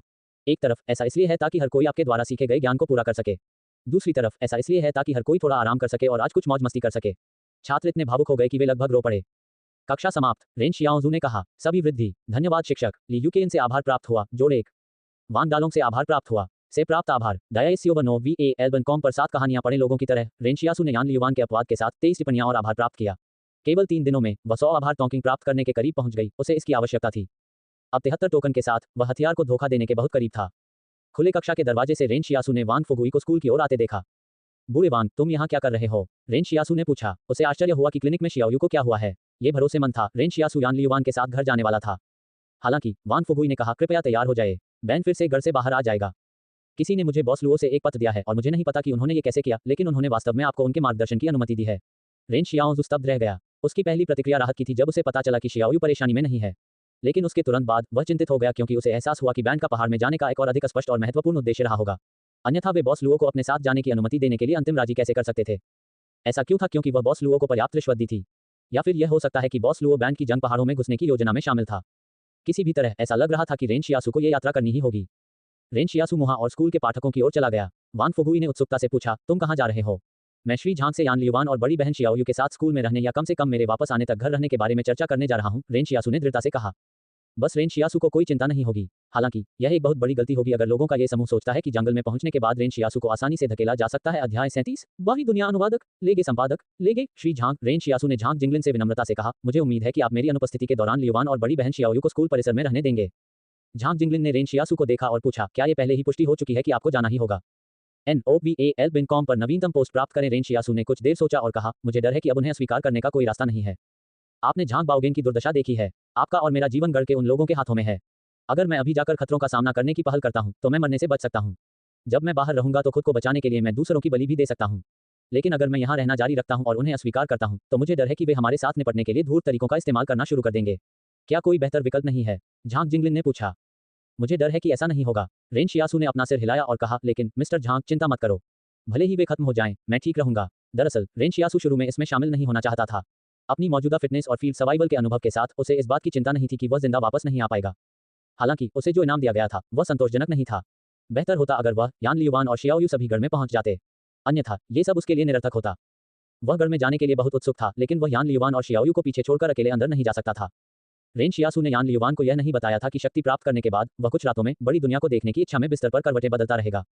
यह शहर इतना छोटा था कि वह एक ऊंची जगह से एक ही नज़र में इसके दूसरे छोर को देख सकता था। यह इतना छोटा था कि वह शहर के पूर्व से पश्चिम में कुछ युवा बदमाशों को डांटती एक विधवा की आवाज़ सुन सकता था। उसने दुनिया घूमने के बारे में भी सोचा था। वास्तव में केवल एक ही बात है जिसकी रेन शियासू को चिंता थी कि अगर वह चला गया तो शियाओयू और यान लियुवान की सुरक्षा कौन सुनिश्चित करेगा। यदि झांग जिंगलिन ने शियाओयू और यान लियुवान को रहने की अनुमति देने से इनकार कर दिया तो रेन शियासू किसी भी हालत में बैंड के साथ नहीं जाएंगे। पब फ्यूचर द्वारा विज्ञापन, ऐसा लगता है कि तुम जानते हो कि तुम क्या कर रहे हो। शियाओयू और लियुवान को आज शाम को चले जाने के लिए कहो। मैं इस बीच उनके लिए घर साफ कर दूंगा, झांग जिंगलिन ने सिर हिलाते हुए कहा। झांग जिंगलिन को लगा कि जंगल में जीवित रहने के मामले में रेन शियासू से ज्यादा अनुभवी कोई नहीं होगा। इसलिए ये देखते हुए कि एक शिक्षक के रूप में रेन शियासू अपने दृष्टिकोण से कितना आश्वस्त था, उसने और कुछ नहीं कहा। रेन शियासू को राहत मिली जब झांग जिंगलिन ने उनके अनुरोध पर सहमति जताई। गुरुजी, मैंने हाल ही में 5000 युआन बचाने में कामयाबी हासिल की है, इसलिए कृपया इसे बड़ी बहन शियाओयू और यान लियुवान के लिए बोर्डिंग शुल्क के रूप में स्वीकार करें। इसे वापस ले लो। झांग जिंगलिन ने अपना सिर हिलाया और कहा, मैं एक स्कूल शिक्षक हूं, इसलिए मैं केवल ट्यूशन के लिए भुगतान स्वीकार करता हूं। कृपया इसे अस्वीकार न करें गुरुजी, आप इस पैसे से कुछ सिगरेट खरीद सकते हैं, रेन शियासू ने कहा। झांग जिंगलिन खांसने से पहले एक पल के लिए झिझका। मैं किराए के रूप में 1000 युआन स्वीकार करूंगा। रेन शियासू ने उसके साथ और कोई मोल तोल नहीं किया। उसने 1000 युआन गिने और झांग जिंगलिन को थमा दिए। वह आमतौर पर कंजूस व्यक्ति था, लेकिन वह कभी भी इतनी महत्वपूर्ण बात पर विचार नहीं करता था। रेन शियासू यान लियुवान पर पैसे खर्च करने में कभी संकोच नहीं करता था। शेष 4000 युआन के लिए रेन शियासू का इरादा शियाओयू को सौंपना था। ये पैसा यान लियुवान को नहीं दिया जाना चाहिए, क्योंकि हो सकता है कि शियाओयू को पैसे के लिए कोई आइडिया मिल जाए। ज्यादा से ज्यादा वह सारा पैसा लेकर चली जाए, लेकिन इससे यान लियुवान को कोई नुकसान नहीं होगा। यदि यह धनराशि यान लियुवान को दे दी जाती तो उसकी सुरक्षा खतरे में पड़ जाती। अब भी रेन शियासू को शियाओयू के बारे में कुछ संदेह था। हो सकता है कि वह इस तरह से सोचने में गलत हो और अगर शियाओयू को इस बारे में पता चलता तो वह निराश हो जाती, लेकिन किसी भी दर्द या पछतावे को कम करने के लिए शायद ये सबसे अच्छा विकल्प था। ईमानदारी से कहूं तो रेन शियासू को अभी भी लगता था कि शियाओयू के साथ बिताया गया उनका समय बहुत कम था। ऐसा नहीं था कि उसे शियाओयू के किसी इरादे पर संदेह था। बात बस इतनी थी कि वह इतने लंबे समय से इस बंजर भूमि में संघर्ष कर रहा था, अपने हाथों से जीवित रहने के लिए हर दिन संघर्ष कर रहा था और हर कदम पर खून के निशान छोड़ रहा था। ऐसा जीवन जीने के बाद वह इतनी आसानी से अपने भाग्य को किसी ऐसे व्यक्ति के हाथों में कैसे छोड़ सकता था जिसे वे इतने कम समय से जानते थे। रेन शियासू यान लियुवान के साथ अपना सामान पैक करने के लिए क्लिनिक लौट आया। उसे उम्मीद नहीं थी कि उनका हाल ही में खरीदा गया नया घर फिर से खाली हो जाएगा। वान फुगुई ने कहा, चिंता मत करो, मैं तुम्हारे लिए यार्ड की देखभाल करूंगा और किसी और को अंदर नहीं आने दूंगा। ठीक है, बहुत बहुत धन्यवाद, रेन शियासू ने कहा। वास्तव में आपको उन्हें स्कूल में आने देने पर जोर देने की जरूरत नहीं है। मेरे रहते डरने की क्या बात है, वान फुगुई ने हंसते हुए कहा। क्या मैं भी तुम्हारे खिलाफ पहरा नहीं दे रहा हूं? रेन शियासू ने निर्दयतापूर्वक वान फुगुई के सुझाव को अस्वीकार कर दिया। इस शहर में स्कूल सबसे सुरक्षित था। वान फुगुई नाराज नहीं था। वह जानता था कि रेन शियासू किस तरह का व्यक्ति है, इसलिए उसने उम्मीद की थी कि रेन शियासू भी उससे सावधान रहेगा।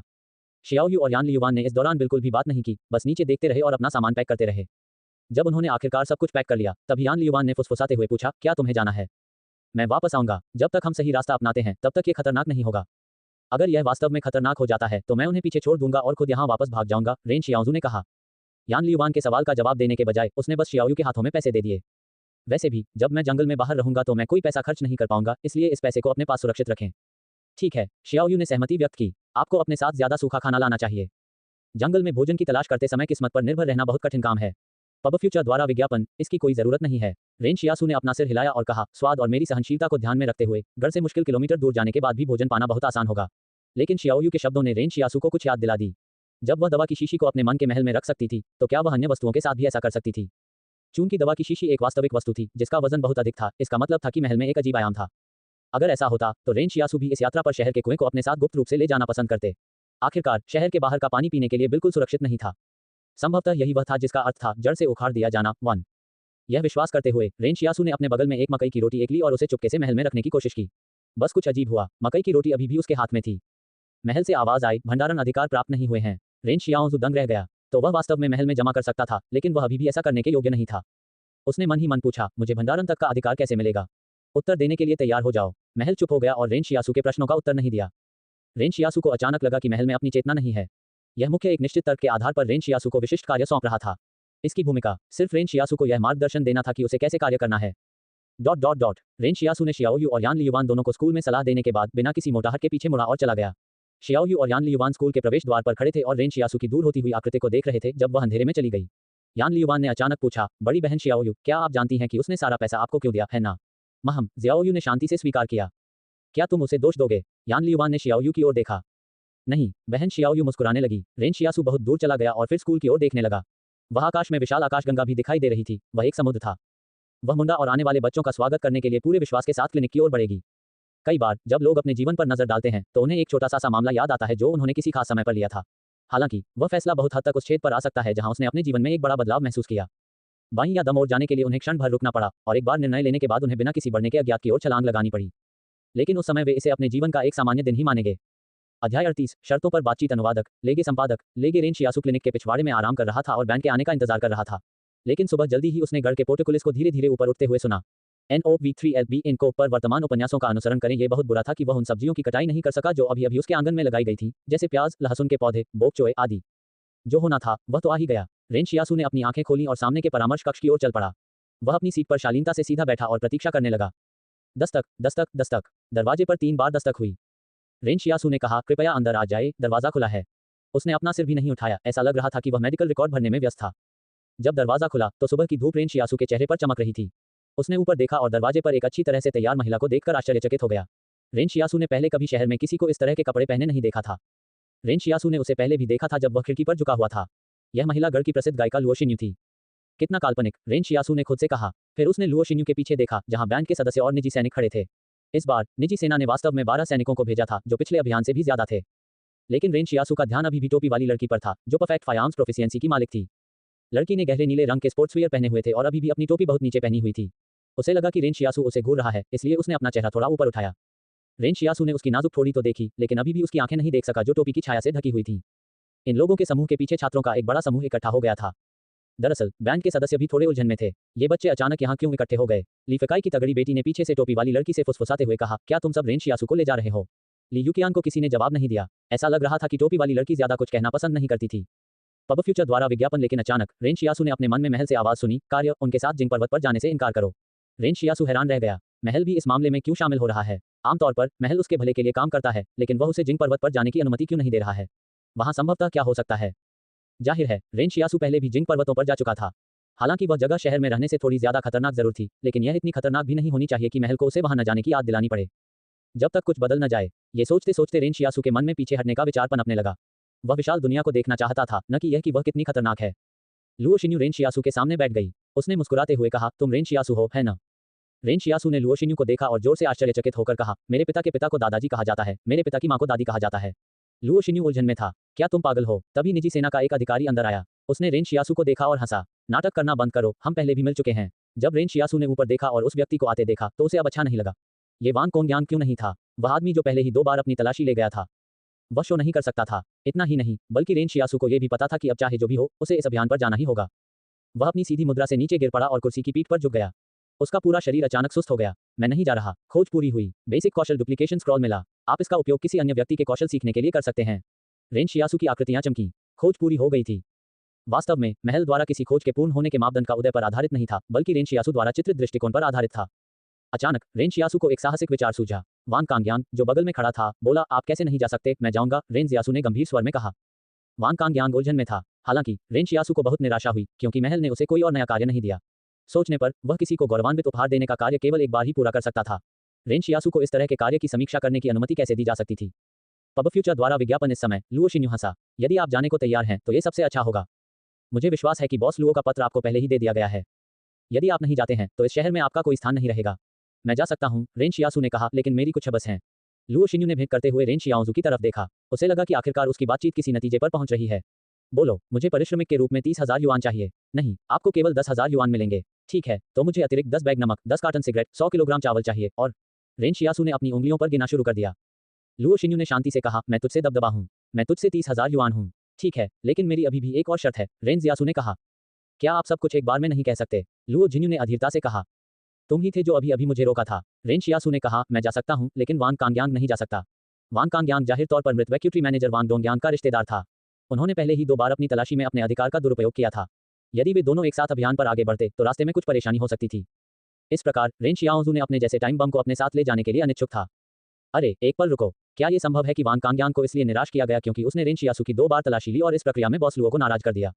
यह एक बहुत ही प्रतिकूल संभावना थी। कौन सा साधारण सैनिक जंगल में जाने के लिए तैयार होगा? क्या वे गढ़ में अपने जीवन का आनंद लेने से चूक गए थे?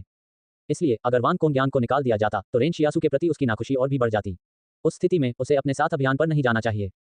ऐसा कहा जाता है कि इस बंजर भूमि में सबसे अधिक चिंताजनक बात ये जानवर थे जो लगातार ताकतवर होते जा रहे थे, लेकिन रेन शियासु इससे सहमत नहीं थे, क्योंकि उन्होंने पहले भी उनसे कुछ का सामना किया था और उन्हें मार डाला था। उनके लिए इस बंजर भूमि में सबसे अधिक चिंताजनक बात जानवर नहीं बल्कि इंसान थे। लुओ शिन्यू ने वांग कांगयांग की ओर देखा। उसे उम्मीद नहीं थी कि इन दोनों को एक दूसरे से दुश्मनी होगी। लुओ शिन्यू ने पलटकर टोपी वाली लड़की को देखा, जिसने उसे देखकर सिर हिलाया। लुओ शिन्यू ने कहा, ठीक है वांग कांगयांग, तुम गढ़ में वापस जा सकती हो। वांग कोंगयांग ने रेन शियासू की तरफ देखा। हंसते हुए रेन शियासू ने उससे कहा, तुम भी तो नहीं जाना चाहते, है न? वांग कांगयांग के मुंह के कोने कोने गायब हो गए। तुम दिलचस्प हो। इसके बाद वांग कांगयांग पलट कर चले गए। उसके चले जाने के बाद रेन शियासू ने कहा, वास्तव में मेरी अभी भी एक और स्थिति है। लेकिन लुओ शिन्यू पहले ही उठ खड़ी हुई थी और उसकी मुस्कान एक सख्त नजर में बदल गई थी। बेटा, मेरा धैर्य खत्म हो गया है। रेन शियासू को आश्चर्य हुआ कि इस गढ़ के लोगों का मूड बार बार क्यों बदलता रहता है। वह एक पल पहले उसे देखकर मुस्कुरा रही थी, तो अचानक उसका रुख कैसे बदल गया। अध्याय 39। यांग जियाओजिन अनुवादक, लेगे संपादक, लेगे फिलहाल समूह रवाना होने में असमर्थ था, क्योंकि वे गढ़ की निजी सेना से प्रतिस्थापन अधिकारी की प्रतीक्षा कर रहे थे। एक अधिकारी को बदलने जैसा अचानक लिया गया निर्णय, चाहे वह कम रैंक का ही क्यों न हो, ये दिखाने के लिए पर्याप्त था कि गढ़ में लुओ जिन्यू का किस तरह का प्रभाव था। बस इतना ही था कि रेन शियासू ने भी देखा था कि टोपी वाली लड़की चुपके से लुओ जिन्यू की ओर सिर हिला रही थी। आखिर यह टोपी पहनी लड़की कौन थी? रेन शियासू ने अचानक कहा, हम एक टीम बनने जा रहे हैं, लेकिन मुझे अभी भी नहीं पता कि आपके नाम क्या हैं। बैंड के एक सदस्य ने व्यंग्यात्मक लहजे में कहा, हम शरणार्थी के साथ टीम के साथी नहीं हैं। आप केवल एक मार्गदर्शक हैं, इसलिए ऐसा व्यवहार न करें कि आप हमारे करीबी हैं। रेन शियासू ने इस बैंड के सदस्य की बारीकी से जांच की, क्योंकि वह गंभीरता से विचार कर रहा था कि क्या रास्ते में उसे मारने के लिए कोई उपयुक्त स्थान होगा। शहर में रहने वाले शरणार्थियों और गढ़ के निवासियों के बीच एक स्पष्ट अंतर था। गढ़ के गोरे और सभ्य लोगों की तुलना में शहर के लोगों का गंदा और बर्बर व्यवहार स्पष्ट था। लेकिन दोनों के बीच एक और भी जरूरी अंतर था, जीवन के प्रति उनका दृष्टिकोण। रेन शियासू इतने समय तक कैसे जीवित रहा, और ये लोग कैसे गढ़ में आराम से अपना जीवन जी रहे थे। पर्यावरण किसी व्यक्ति के विकास को बहुत प्रभावित करता है, उनकी सोच, उनका चरित्र आदि। इस समय एक अधिकारी गढ़ से बाहर आया और सीधे क्लिनिक की ओर चला गया। जब वह सबके सामने आया तो उसने कहा, मैं फील्ड सर्विस डिवीजन का सेकंड लेफ्टिनेंट जू जियांचू हूं। इस क्षण तक सभी ने अपना परिचय देना शुरू नहीं किया था। हालांकि रेन शियासू ने उनमें से किसी का भी नाम याद करने की जहमत नहीं उठाई, क्योंकि वह उस बैंड के सदस्य को घूरता रहा जिसने उसका मजाक उड़ाया था। उसने बैंड के सदस्य को अपना परिचय देते हुए सुना, मैं सुश्री लुओ शिन्यू का एजेंट हूं। मेरा नाम लियूबो है। रेन शियासू ने लियूबो का नाम नोट कर लिया और उसे अपनी स्मृति में लिख लिया। अचानक टोपी पहने लड़की ने कहा, मैं यांग जियाओजिन एक हूं। पब फ्यूचर द्वारा विज्ञापन रेन शियासू को आश्चर्य हुआ, इसलिए इस लड़की का नाम यांग शियाओजिन रखा गया। किसी कारण से रेन शियासू को लगा कि यह नाम बहुत अच्छा लग रहा है। महत्वपूर्ण बात यह है कि शहर के शरणार्थियों और गढ़ से आए लोगों में एक और अंतर था, वह था उनके नाम। गढ़ के लोगों के नाम देखिए, जू जियांचू, लियूबो, लुओ शिन्यू, वांग कांगयांग, यांग शियाओजिन आदि। और फिर शहर में शरणार्थियों के नाम देखिए, वांग फुगुई, वांग दालोंग, लिफकाई, लियुकियान आदि। शहरवासियों के नाम बहुत ही अशिष्ट लग रहे थे, लेकिन इसके साथ ही रेन शियासू को यह समझ आ गई कि टीम में शामिल लोगों के क्या कर्तव्य हैं। लुओ शिन्यू के एजेंट के रूप में लियूबो वह व्यक्ति था जो बैंड के समग्र मामलों का प्रभारी था। दैनिक आवश्यकताओं के वितरण और अन्य प्रशासनिक मामलों जैसी चीजें उसकी देखभाल में थीं। इस बार 5 ऑफ रोड वाहन और एक पिकअप ट्रक भेजा गया और उनके डिब्बों में उनकी सभी दैनिक जरूरत की चीजें भरी गईं। इस बीच जू जियांचू काफिले के प्रबंधन और समूह की सुरक्षा सुनिश्चित करने के लिए जिम्मेदार था। रेन शियासू ने सोचा था कि यांग शियाओजिन के पास भी कुछ जिम्मेदारियां होंगी। हालांकि सभी परिचय सुनने के बाद उसे एहसास हुआ कि वह स्पष्ट रूप से टीम से अलग थी और उसके पास देखरेख करने के लिए कोई जिम्मेदारी नहीं थी। लुओ शिन्यू द्वारा जू जियांचू को दिए गए परिचय के अनुसार यांग शियाओजिन उसकी एक दोस्त थी और वह केवल भ्रमण के लिए गढ़ 112 तक उनका पीछा कर रही थी। उस क्षण रेन शियासू को यह कहने का मन हुआ, मैं इस बात पर यकीन नहीं करूंगा। परिचय समाप्त होने के बाद सभी लोग अपने अपने निर्धारित वाहनों पर सवार हो गए। इस अभियान पर कुल 20 लोग जा रहे थे, जिनमें रेन शियासू भी शामिल था। लेकिन जब रेन शियासू गाड़ी में बैठने ही वाला था तो लियूबू ने अचानक कहा, गाड़ी में मत बैठो क्योंकि तुम बहुत गंदे हो। पिकअप के बेड पर जाकर बैठ जाओ। रेन शियासू ने उससे बहस नहीं की। आखिर क्या किसी ऐसे व्यक्ति से यह बात उठाना जरूरी था जो वास्तव में मर चुका था। रेन शियासू पिकअप के कार्गो बेड पर बैठा हुआ वाहन के इंजन की तेज आवाज सुन रहा था, जबकि शहर धीरे धीरे उसकी नजरों से ओझल हो रहा था। प्रस्थान के समय रेन शियासू के दिल में अभी भी कुछ अनिच्छा थी। चाहे ये शहर कितना भी गंदा और घटिया क्यों न हो, वह इतने सालों तक इस जगह को अपना घर कहता रहा। NOV3LB इनको पर वर्तमान उपन्यासों का अनुसरण करें। जैसे ही रेन शियासू थोड़ा भावुक हो रहा था, उसने जयकारे गूंजते हुए सुने। रेन शियासू आखिरकार जा रहा है, अब हम आजाद हैं। पब फ्यूचर द्वारा विज्ञापन, हा, हमारे दुख के दिन अंततः खत्म हो गए।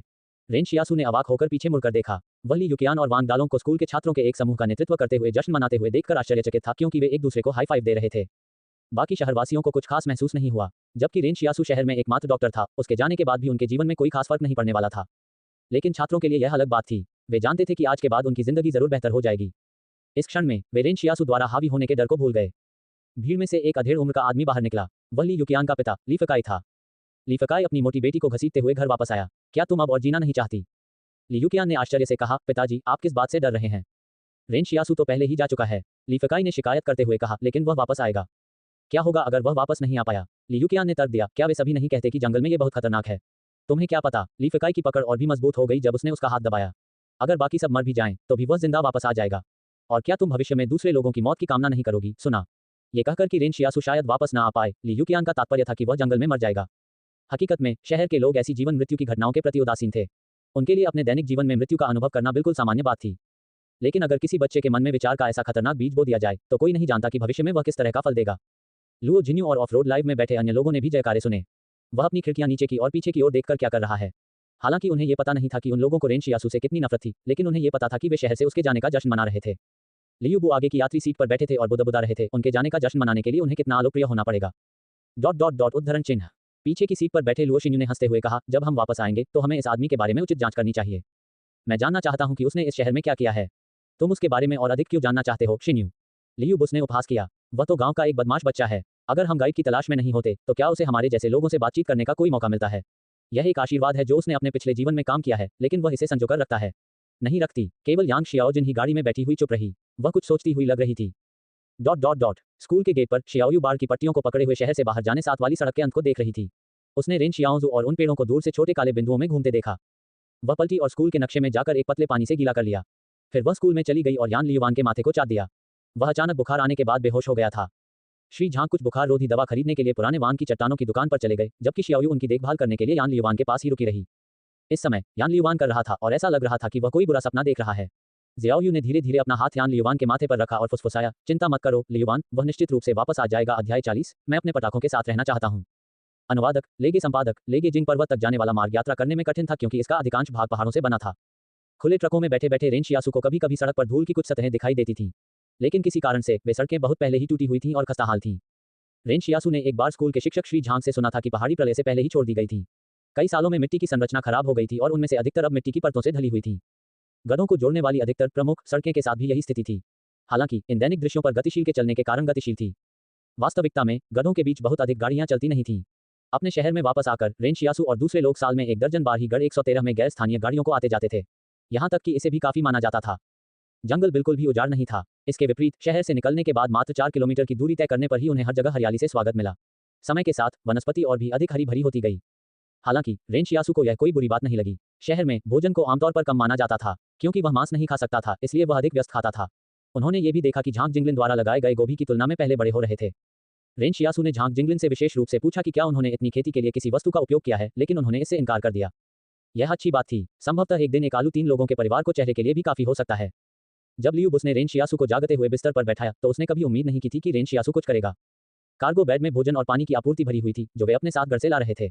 ऐसी वस्तुओं को बंद करने की कोई आवश्यकता नहीं थी, इसलिए उन्हें बस तिरपाल से ढक दिया गया था। रेन शियासू जब कार्गो बेड पर बैठा था तो उसने उत्सुकता से तिरपाल उठाया। उसने उसके नीचे देखा और तुरंत क्रैकर शब्द देखा। फिर उसने एक और तिरपाल उठाया और उसमें बोतलबंद पानी देखा। ऊबड़ खाबड़ सड़क की वजह से गाड़ियां तेज नहीं चल रही थीं। असल में बैंड को जंगली जानवरों से मुठभेड़ का डर नहीं था। आखिरकार उनके पास निजी सेना के 12 सैनिक थे जो अपने साथ लोडेड हथियार लेकर चल रहे थे। ऐसे में उन्हें किसी जानवर की चिंता करने की जरूरत नहीं थी। वैसे तो पहले भी भेड़ियों का हमला हो चुका था, लेकिन भेड़िए बहुत पहले ही चले गए थे और यहाँ से कई 100 किलोमीटर दूर पहाड़ों में छिपे हुए थे। इस बात की चिंता करने की बिल्कुल भी जरूरत नहीं थी कि वे अचानक वापस आ जाएंगे। गढ़ पर पिछले अनुभव के अनुसार उन्हें वापस आने और क्षेत्र में फिर से सक्रिय होने में कम से कम 1 वर्ष का समय लगेगा। इस समय काफिले को सबसे अधिक चिंता इस बात की थी कि यदि वाहन खराब हो गए तो क्या होगा। निजी सेना के इन सैनिकों में से आधे को ऑटोमोबाइल मरम्मत का प्रशिक्षण प्राप्त था, लेकिन वे अभियान के लिए अपने साथ स्पेयर पार्ट्स का पूरा सेट नहीं ला सकते थे। यद्यपि इससे यात्रा धीमी हो गई, लेकिन ये पैदल चलने से बेहतर था। बीच में रेन शियासू ने शौच के लिए बाहर जाने की जिद की। नतीजतन पूरे काफिले को रुककर उसका इंतजार करना पड़ा। इससे वे उससे और भी नाराज हो गए, लेकिन रेन शियासू को इससे कोई फर्क नहीं पड़ा। उसने सभी की शिकायतों का ऐसे सामना किया जैसे कि कुछ भी नहीं हो।